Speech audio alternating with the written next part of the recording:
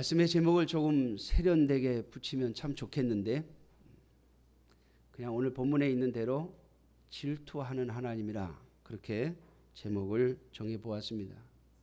사실 이 말을 좀 더 깊이 보면 나 여호와는 너를 끔찍히 사랑하는 하나님이라, 사실은 그런 말이에요. 여러분, 질투라고 하는 것은 사랑하지 않는 대상에게는 하지 않습니다. 내가 사랑을 받고 싶고 내가 정말로 사랑하는 자에게 질투하는 것이죠. 하나님께서 이스라엘 백성들을 향해서 나는 너를 질투하는 하나님이라 라고 말씀하셨는데, 그것은 나는 너를 지극히 극히 사랑한다 라고 하는 표현의 반대쪽 같은 표현입니다. 사랑하는 성도 여러분, 오늘 하나님께서 저와 여러분들을 질투하며 사랑하신다는 사실을 다시 한번 기억하는 저와 여러분들이 되시기를 주님의 이름으로 축원합니다. 이제 다음 주부터는 연휴가 시작이 되죠. 올해 연휴는 굉장히 긴 것 같아요.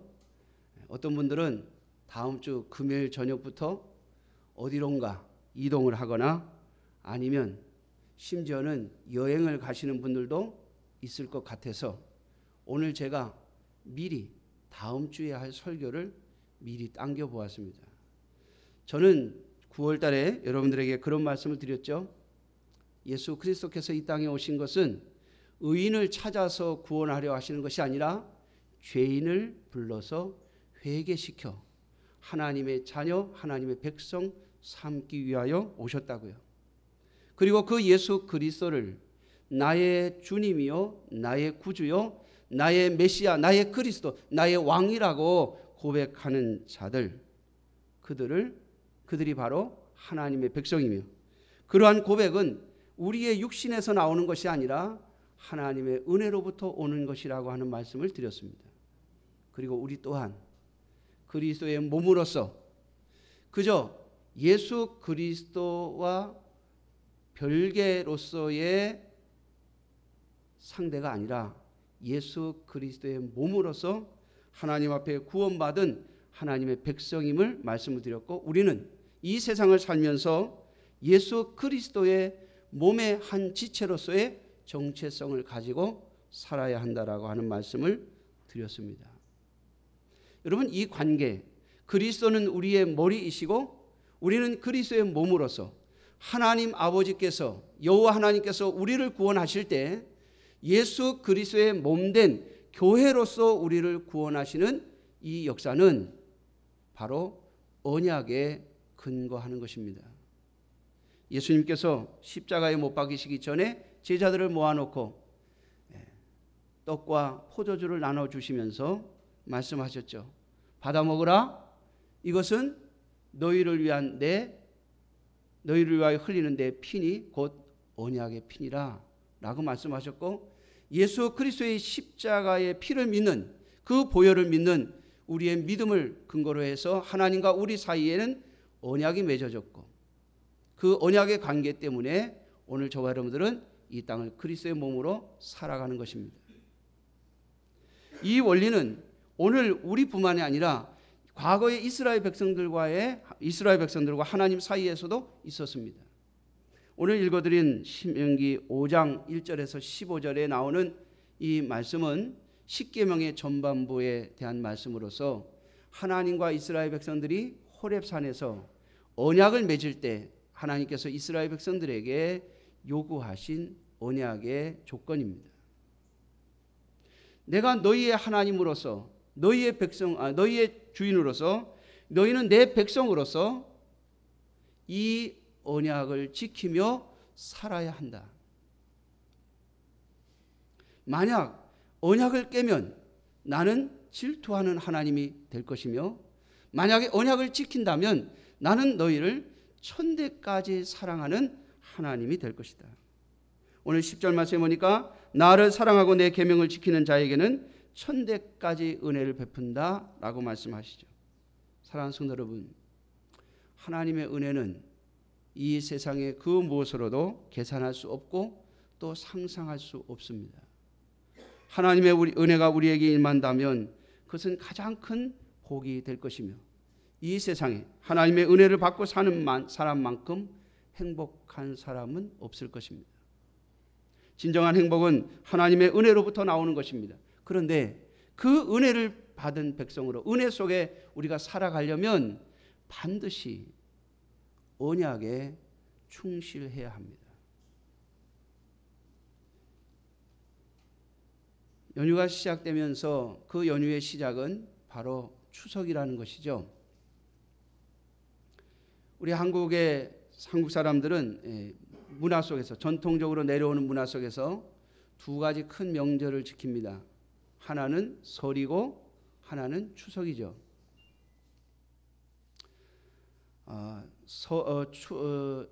이 설은 새해의 시작을 의미하고 추석은 이 추수 결실의 계절을 의미하면서 새해를 시작하면서 조상신들에게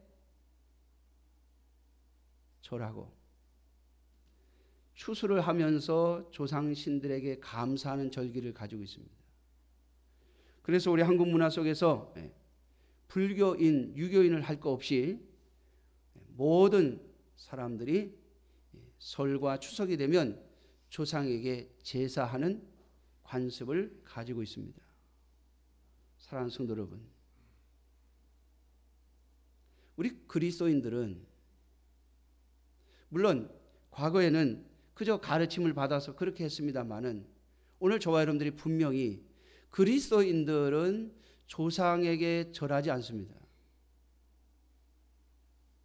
물론 설에도 추석에도 음식을 만들어 놓고 또 음식을 나누고 또 형제들과 다시 만나는 또 부모 자식 간에 또 형제 간에 사랑을 나누는 그러한 절기가 되는 것은 좋습니다. 그러나 조상의 신에게 절을 한다는 것, 한 해도 잘 지켜주시고 보호해 주시고 또 복을 내려달라고 또 추수를 잘 거두었으니 감사하고 또 고맙다고 그렇게 절하며 그 조상신들을 섬기는 것, 그것은 하나님의 백성, 언약의 백성으로서는 절대 해서는 안 되는 일입니다. 그런데 아직도 우리 한국 교회 안에 예수 그리스도를 믿는다고 고백하는 성도들 가운데 이것은 그냥 내려오는 관습이고 또 다른 형제 자매들과 부딪히지 않겠다는 의미로 내가 이까짓 절한다고 해서 무슨 별일이 있겠느냐라고 생각하는 분들이 있는 것 같아서 오늘 저와 여러분들이 분명하게 하나님이 우리에게 금하신 것이 무엇인지를 알고 하나님과 우리 사이에 언약의 관계가 있음을 기억하고 우상을 섬기는 것, 하나님 외에 다른 신을 섬기는 것을 분명히 금하는 여러분들이 되시기를 주님의 이름으로 축원합니다. 물론 이 일은 결코 쉬운 일은 아닐 것입니다. 왜냐하면 예수 그리스도를 모르는 자들, 여호와 하나님을 모르는 자들과의 관계 속에서 부딪힘이 있기 때문입니다. 그러나 사랑하는 성도 여러분, 형제와의 그 부딪힘, 그 불편함을 갖지 않으려고 하나님을 질투하게 하시겠습니까?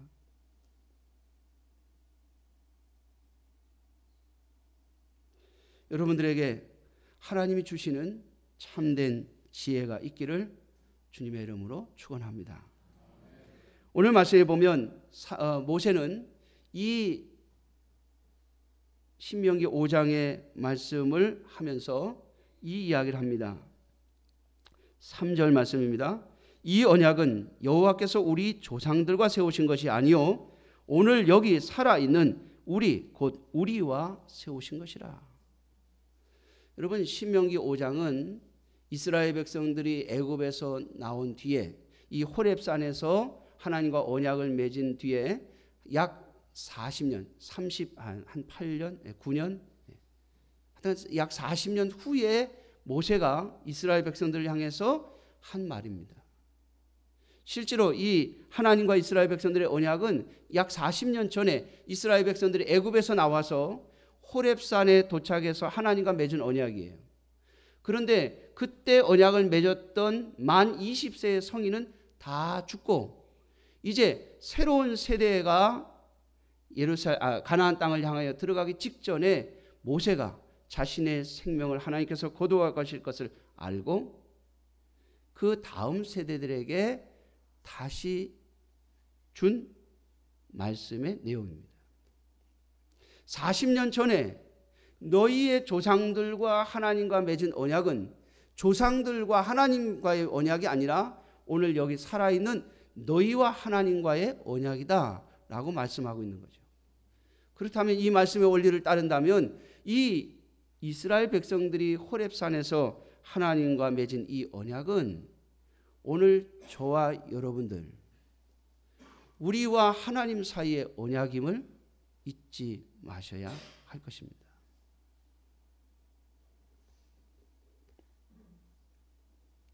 하나님은 이 언약의 내용들을 통해서 우리에게 복 주시기를 원하고 우리를 지극히 사랑하시기를 원합니다.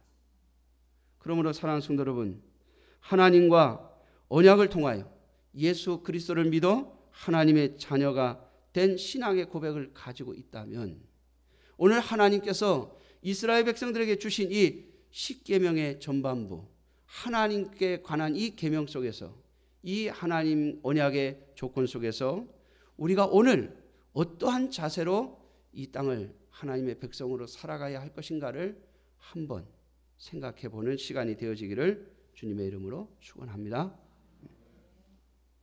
하나님께서 이스라엘 백성들에게 첫 번째 요구하신 계명은 언약의 조건은 하나님 외에는 다른 신을 두지 말라는 것입니다. 제가 오늘 주일학교 아이들한테도 얘기를 했는데요. 여러분 우상이 뭡니까?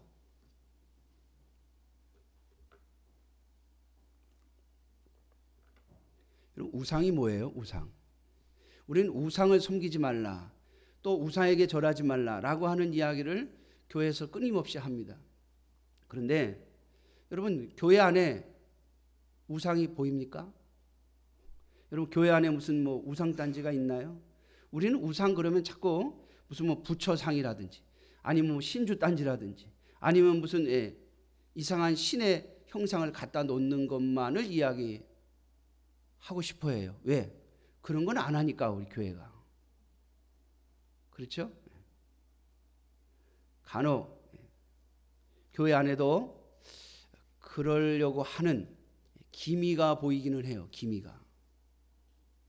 교회 안에를 아주 멋있게 만들어 가지고 마치 여기 무슨 신의 무슨 기운이 있는 것처럼 느끼게 하거나 느끼고 싶어 하는 자들이 있어요. 여러분 우리 눈에 보이는 것을 가지고 하나님의 무슨 영적인 기운이라든가 하나님의 어떤 능력이라든가 이런 것을 알려고 또는 느끼려고 하지 마세요. 그거 우상입니다. 하나님의 능력은 어디서 나옵니까? 살아있는 말씀에서 나옵니다. 하나님이 우리에게 주신 이 하나님의 말씀, 이것이 바로 하나님의 능력이며 우리의 심령에 믿게 하신 예수 그리스도의 십자가의 죽으심, 그 복음, 십자가의 복음이 바로 하나님의 능력이며 하나님의 권능이에요. 눈에 보이는 무엇을 가지고 하나님을 느끼거나 하나님의 능력을 느끼려 하지 마세요. 세상의 모든 이방 종교들이 가지고 있는 특징이죠.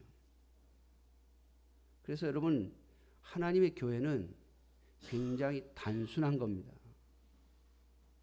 뭔가 그럴듯하게 꾸며놓고 하나님이 여기 계시는 것처럼 느끼게 하는 것, 여러분 그것은 교회의 본질, 신앙의 본질을 벗어나는 거예요. 자, 우상이 뭡니까?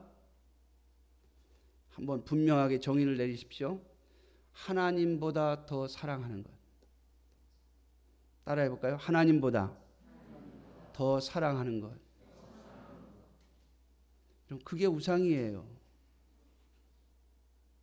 내가 하나님보다 돈을 더 사랑하면 돈이 우상이고, 내가 하나님보다 자녀를 더 사랑하면 그게 우상이고, 내가 하나님보다 부모를 더 사랑하면 그게 우상이에요.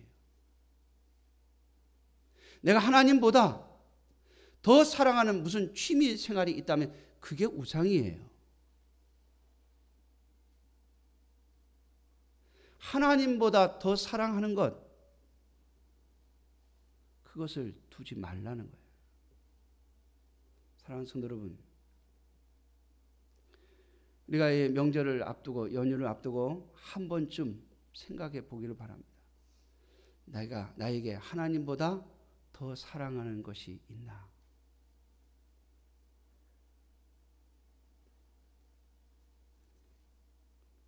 우리는 생각하기를 하나님보다 더 사랑하는 것이 있어야 그게 진짜 사랑하는 거라고 생각해. 아니요. 그리스도인들의 모든 사랑은 주 안에서 사랑하는 겁니다. 예수 그리스도 안에서 사랑하는 겁니다.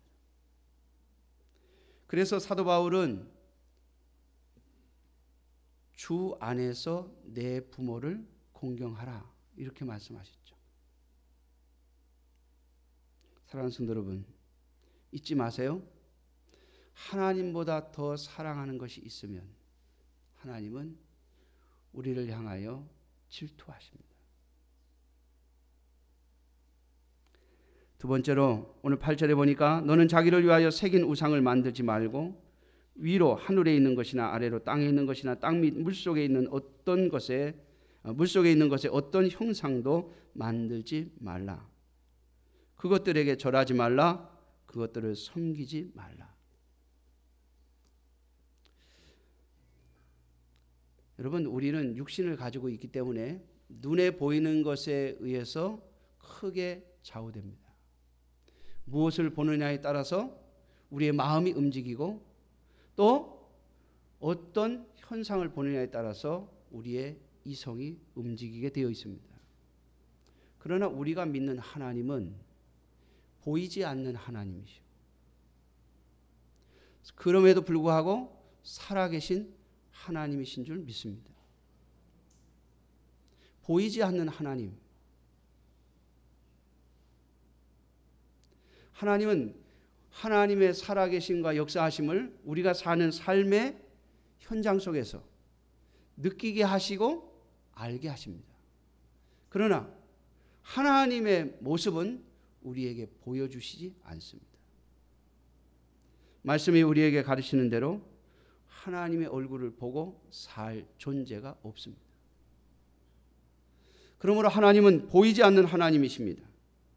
그러므로 하나님을 보이는 하나님으로 만들지 마십시오. 우리는 자꾸 눈에 보이는 것을 가지고 하나님을 섬기려고 합니다. 여러분, 하나님을 진심으로 섬기려면 제일 먼저 눈을 감으셔야 해요. 제가 끊임없이 말씀드리죠. 기도하는 자만이 하나님 앞에 쓰임을 받습니다. 무슨 말인가 하면 눈을 감고 기도하는 자만이 하나님을 알 수 있고 느낄 수 있기 때문입니다. 그리고 보이지 않는 그 하나님을 알 때, 기도 속에서 하나님을 만날 때 그 사람이 하나님을 온전히 섬길 수 있습니다. 하나님을 보이는 것으로, 하나님을 눈에 보이는 것으로 만들어 버리는 어리석음이 없기를 주님의 이름으로 축원합니다. 뿐만 아니라 여러분, 오늘 여기 본문 5장 8절에 말하는 너는 자기를 위하여 새긴 우상을 만들지 말라고 하셨고, 그 우상들에게 절하지 말라고 하십니다. 우리는 눈에 보이는 그 무엇이 우리에게 복을 줄 것 같고, 눈에 보이는 그 무엇이 나를 살릴 것 같고, 나를 인도할 것처럼 느껴집니다. 우리는 눈에 보이는 것에 의해서 움직이는 존재들이기 때문에 그래요. 그러나 여러분, 하나님은 보이지 않는 분이십니다. 그러므로 우리의 눈에 보이는 무엇인가에 절을 하거나 그것을 섬기는 마음을 갖는 것, 그것이 바로 우상을 섬기는 것이고, 그것은 하나님의 질투를 일으키게 될 것입니다. 사랑하는 성도 여러분, 하나님보다 더 사랑하는 것이나 하나님을 어떤 눈에 보이는 것으로 만들어 버리는 어리석음에 빠지지 않기를 주님의 이름으로 축원합니다. 그러므로 그리스도인들은 이것을 분명하게 이야기할 수 있어야 돼요. 손해를 볼 것입니다. 미움을 살지도 모릅니다. 그러나 여러분, 이 신앙 고백을 분명히 하십시오. 그러면 하나님께서 여러분들에게 은혜를 베푸실 겁니다. 제가 전에도 한번 말씀을 드린 적이 있는데요. 제가 인천에 있을 때 주일학교 아이들에게 이 명절을 앞에 놓고 4, 5, 6학년 아이들에게 너희들 제사상에 절하면 안 된다고 제가 그렇게 설교를 했어요. 그랬더니 예배가 마치고 난 다음에 한 아이가 저를 찾아왔어요. 전도사님, 왜? 저는 어떻게 하면 좋지요? 그래서 왜 그래? 그랬더니 우리 엄마 아빠는 교회를 안 다니세요. 이번 명절에도 분명히 할아버지 집에 갈 텐데 거기 가면 매년마다 제사를 드리면서 저에게 절을 하라고 해요. 올해도 가면 어김없이 우리 엄마 아빠가 또 할아버지 할머니가 절을 하라고 할 텐데 어떻게 하면 좋으냐고 저한테 묻더라고요. 그 많은 아이들 중에 그 아이에게 하나님께서 은혜를 주신 거죠. 목사님 어떻게 해요? 전사님 어떻게 해요? 그래요. 그 제가 이건 뭐라고 해야 되나? 안 한다고 버티면 되잖아. 그러면 좋겠는데 여러분 초등학교 4, 5, 6학년 밖에 안 된 제가 5학년인지 6학년인지 기억이 이제 안 나는데 그 어린 아이가 안 한다고 해가지고 부모님들이 그래 너 하지 마라 그러겠어요? 그래 내가 네 인격을 존중하마. 네가 원하지 않으면 절을 안 해도 돼. 여러분 우리나라가 그 수준이 됐으면 벌써 선진국 됐죠. 아마 미국 같으면 혹시 그럴지 몰라요. 아이들의 인격을 다 존중하는 문화를 가지고 있으니까 그래 네가 원하지 않으면 안 해도 돼. 이렇게 해줄 것 같은데 우리나라 같으면 택도 없죠. 저부터도 마음이 그렇잖아요. 뭐 임마? 이럴 거 아니에요. 왜 안 해? 저도 가끔 저희 아이들에게 그래요. 야 아버지 밑에서 아버지가 먹여주고 재워주고 아버지 밑에서 네가 살면서 왜 아버지 말을 안 들어? 그럽니다 제가. 여러분 이게 우리 문화잖아요. 그 아이가요 굉장히 심각한 고민에 빠졌어요. 그래서 제가 그 아이에게 뭐라고 대답했냐면 그래 절하고 싶지 않은 거지? 네. 제가 예수님 믿으니까 절하고 싶지 않아요. 그러면 하나님께 기도해라. 절하지 않게 해달라고. 그 아이가요 뭐라고 전사님 뭐라고 답을 줄 것 같았는데 기도하라고 그러니까 이제 네 알았습니다. 그리고 실망한 표정으로 가더라고요. 근데 그 다음 주에 왔는데 이 아이가 막 웃으면서 저를 찾아왔어요. 전사님 제가 절을 안 했대. 그 저도 궁금했어요. 어떻게 안 했니? 그랬더니 제가 하나님께 기도했어요. 절하지 않게 해달라. 그랬더니요 명절 바로 전날 얘가 배탈이 나가지고 얘가 배탈이 내가 뭘 먹었는데 배탈이 나가지고요 체했는지 하여튼 설사하고 막 배탈이 나가지고 알아 누웠대 자기가. 그러니까 아파서 누워있는 아이들한테 절하라고 못하는 거예요 부모들이. 그 알아 누웠다가 명절 지나고 나니까 제사 다 끝나고 그 하루 지나고 나니까 멀쩡히 나았대 자기가. 여러분 제가 그때 하나님의 살아계심을 또 한 번 느꼈어요.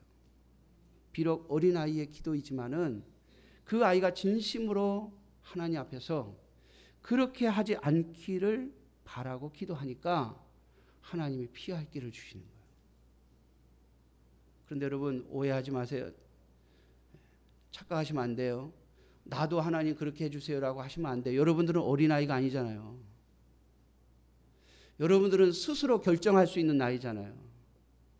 내 스스로 결정할 수 있고 내 스스로 거부할 수 있고 내 스스로 할 수 있는 나이잖아요. 하나님께 그걸 기대하지 말고 여러분들이 가진 그 믿음과 신앙을 가지고 분명하게 선을 그으세요. 내가 다른 건 다 양보하마. 음식도 어떤 분들은 그래요. 목사님, 내가 제사상 음식을 만들어야 됩니까? 말아야 됩니까? 이런 분도 있어요, 저한테. 여러분, 제사상 음식을 만들지 말고 가족들이 먹을 음식을 만드세요. 제사상에 올릴 음식이라고 생각하고 만들지 말고 내 형제 자매들이 맛있게 먹을 음식을 만든다고 생각하고 만드세요. 그런 거에 또 음식 만드는 데 빠지면 꼭 뭐라 그럽니까? 안 믿는 사람들. 일하기 싫어가지고 저거 신앙을 핑계댄다고 그러잖아요. 다른 건 최대한 내가 하나님의 말씀에 걸리지 않을 것은 다 양보하세요. 다. 그리고 하나님의 계명을 어기는 일에는 단호하게 선을 그으세요. 하나님이 여러분에게 은혜를 베푸실 겁니다. 분명히 약속하시잖아요. 나를 사랑하고 내 계명을 지키는 자에게는 내가 천대까지 은혜를 베풀겠다. 하나님의 그 은혜에 참여하는 여러분들이 되시기를 주님의 이름으로 축원합니다. 이번 명절에 여러분들이 조심하셔야 될 것이 있어요. 요즘 우리 기독교인들 가운데 보면 이 신앙에 대한 이야기를 할 때 하나님의 이름을 가지고 하나님에 대한 이 신앙을 가지고 농담 비슷하게 하는 분들이 있어요. 여러분, 하나님의 이름은 거룩하신 거예요.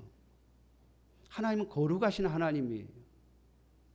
물론 하나님이 우리를 사랑하셔서 우리를 아껴주시고 우리를 아빠처럼 품에 안아주시는 하나님 맞아요. 그러나 세상 사람들 앞에서 하나님을 모르는 자들 앞에서 하나님을 우스꽝거리로 만들지 마세요.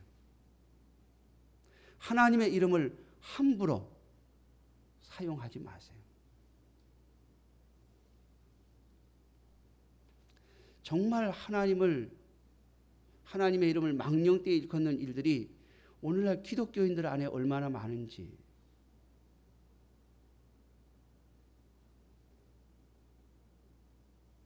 무슨 비리나 부정에 걸려서 잡혀 들어가면 꼭 그런 말을 하죠. 내가 하나님을 믿는 사람인데, 내가 예수를 믿는 사람인데 내가 그런 일을 했겠느냐고. 나중에 밝혀지고 나면요, 누구를 망령되이 한 거예요. 자신의 책임을 회피하기 위해서 하나님의 이름을 갖다 걸어요. 예수님의 이름을 갖다 걸어요. 그렇게 하면 혹시 피해 나올까 싶어서 그런지 모르겠습니다만은 차라리 그냥 자기를 걸어요. 자기를 걸지 왜 예수 그리스도를 하나님의 이름을 걸고 나는 절대로 그럴 사람이 아니라고 그렇지 않았다고 해놓고 나중에 죄가 드러나면, 사랑하는 성도 여러분, 하나님은 우리가 함부로 이용할 분이 아니에요. 하나님이 우리를 위하여 있는 것이 아니라 우리가 하나님을 위하여 있다는 사실을 잊지 마세요. 하나님이 우리를 사랑하셔서 우리를 복되게 하시고 우리를 자녀처럼 아껴주시는 것 맞아요. 그렇다면 하나님이 정말 우리를 사랑하시는 분임을 믿고 그 은혜를 알았다면 하나님을 존중히 여기는, 하나님을 경외하는 저와 여러분들이 되시기를 주님의 이름으로 축원합니다. 참된 자녀는 부모의 명예를 무너뜨리지 않죠.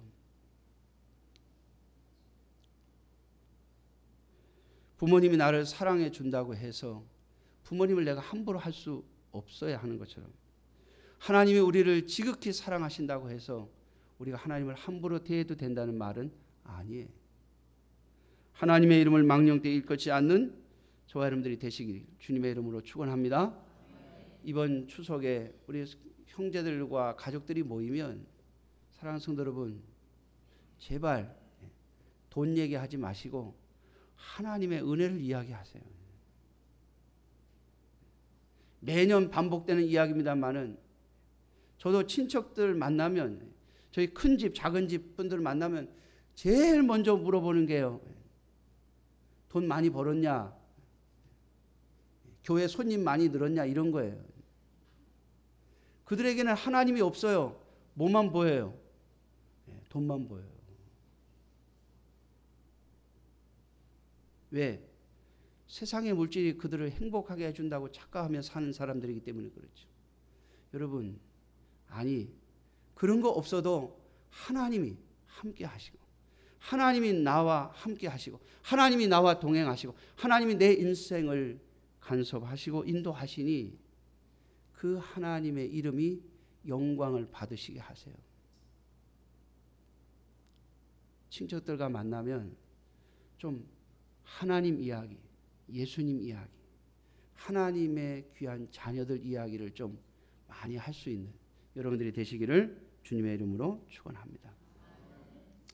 마지막으로 오늘 하나님께서 우리에게 주신 네 번째 계명은 안식일을 기억하여 거룩히 지키라고 말씀하시며 이 안식일은 나 여호와의 안식일이라 말씀하십니다.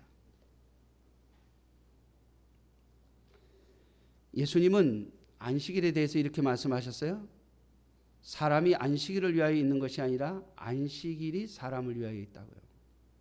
여러분, 이것은 안식일이 사람을 위하여 있다라고 하는 이 말씀이 우리가 안식일을 내 마음대로 해도 된다는 뜻이 아니에요. 하나님의 안식일, 하나님께서 정하신 이 명령을 통해서 우리가 하나님의 은혜를 입고 하나님의 역사하심을 입고 하나님의 자녀로서 하나님께 영광을 돌릴 수 있는 길을 우리에게 주신 거예요. 여러분, 안식일은 이스라엘 백성들에게 하나님께 영광을 돌리라고 주신 계명이에요. 여러분, 안식일에 이스라엘 백성들이 농사도 짓지 않고 집에 있는 종들도 다 놀리고 가축도 다 놀리면 이방인들이 그걸 보고 반드시 묻게 돼 있습니다. 너희 왜 그래? 쉬려면 너만 쉬지. 왜 종들은 왜 쉬게 해? 왜 짐승들은 왜 쉬게 해? 종들 쉬게 한다고 월급이 덜 나가냐? 물을 거 아니에요.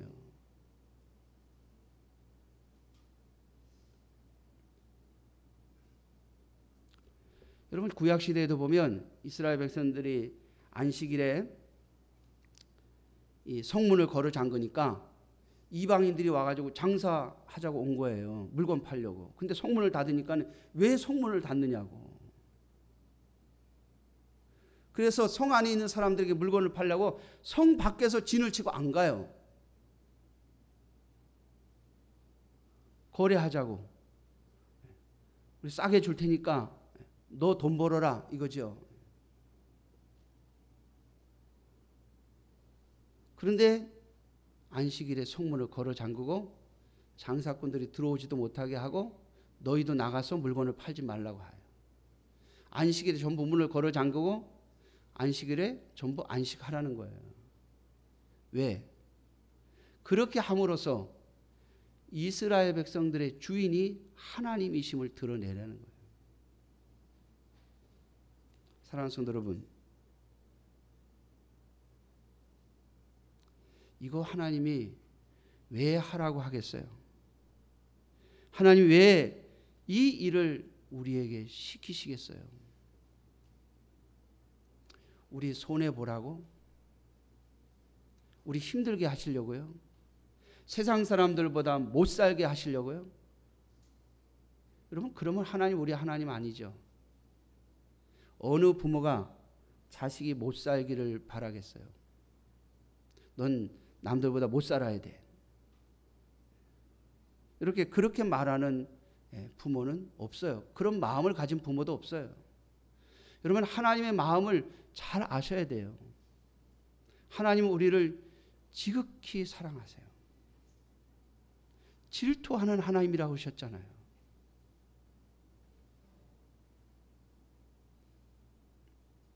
오늘 15절 말씀을 한번 보겠습니다. 너는 기억하라. 내가 애굽 땅에서 종이 되었더니 내 하나님 여호와가 강한 손과 편팔로 거기서 너를 인도하여 내었나니 그러므로 내 하나님 여호와가 내게 명령하여 안식일을 지키라 하느니라. 여러분, 이것은 하나님의 명령이에요. 제가 언제나 말씀을 드립니다. 하나님의 명령 뒤에는요, 그 명령을 감당할 수 있는 은혜를 뒤에 하나님은 가지고 계세요. 그냥 명령만 내리고 네가 그 명령을 지켜서 손해를 보던 뭐 힘이 들던 망하던 난 그건 상관 안 해. 내 명령만 네가 지키면 돼 라고 말씀하시는 분이 아니란 말이에요. 여러분, 적어도 부모가 자기의 자녀들에게, 제가 이 이야기를 또 합니다마는 저희 아버님은요 저에게 너 열심히 공부만 해라. 넌 열심히 공부만 해라. 저희 아버님이 가진 게 없었어요. 평생 장사하시면서 그저 한 달 벌어 한 달 살고 하루 장사에 또 하루 살고 그러는 분이었어요. 평생을 장사하셔서 겨우 지금 저희 어머님이 살고 있는 집 하나 가지고 계신 게 전부예요. 참 저희 아버님은 제주도도 한번 못 가보시고 주님께 가셨어요. 비행기도 한번 못 타보시고. 참 지금 제가 마음이 너무 아버님만 생각하면 아파요. 언젠가 한 번은 추석 때 저희 아버님한테 갔더니 저희 아버님이요, 어디 구경 좀 가자. 어디 가시고 싶으세요? 그랬더니 인천공항을 가자. 인천공항. 야, 인천공항 새로 만들었다는데 가서 공항 한번 구경하고 오자. 비행기도 못 타고 공항만 한번, 공항에 들어가서 공항 그 안에를 한번 이렇게 쑥 돌아보고 오신 게 전부예요. 그러신 분이 너 공부만 한다 그러면 내가 어떻게 해서라도 학비를 대주겠다 하셨던 분이에요.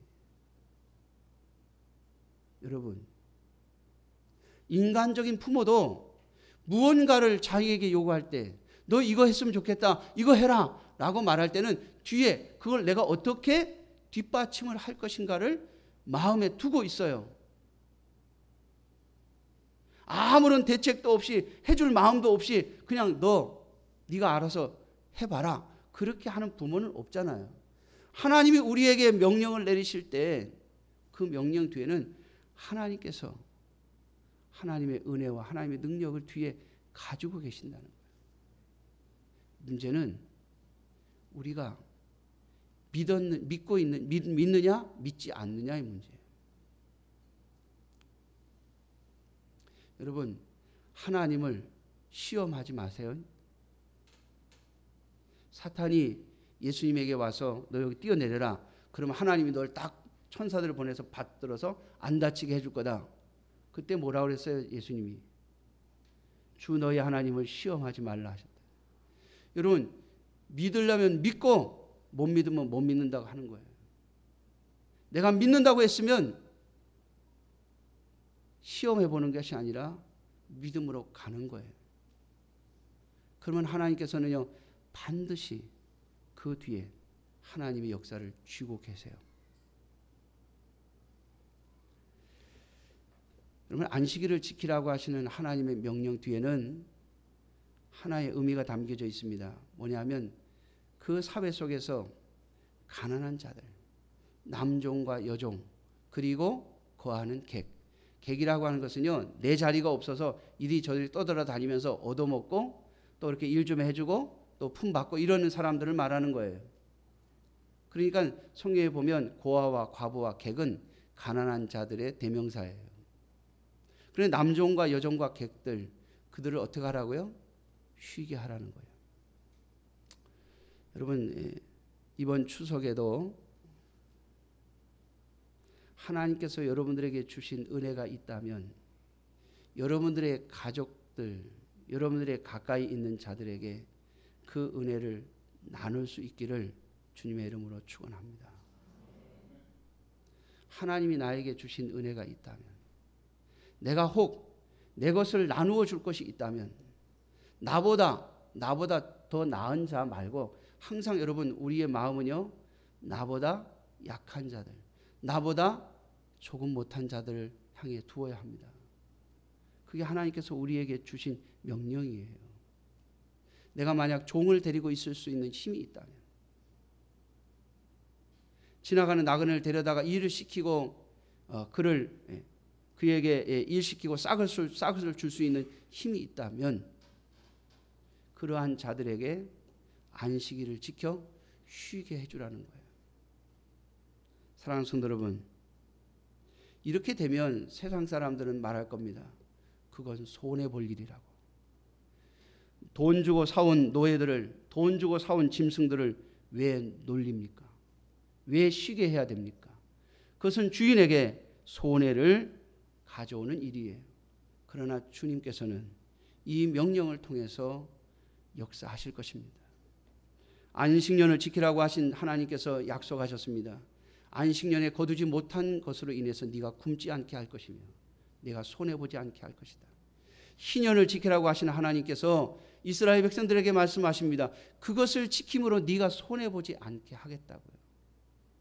사랑하는 성도 여러분, 우리를 지극히 사랑하시는 하나님, 그저 우리에게 무엇을 요구하기만 하는 하나님이 아니라 그저 우리에게 좋은 말로 우리를 유혹시키는 이방신이 아니라 살아 계셔서 역사하시는 하나님을 저와 여러분들의 하나님으로 모시고 살아가는 자들입니다. 저와 여러분들을 지극히 사랑하시는 그 하나님 앞에 언약에 충실한 주의 백성으로 이 땅을 살아가는 저와 여러분들이 되시기를 주님의 이름으로 축원합니다. 기도하겠습니다. 자비로우신 아버지 하나님,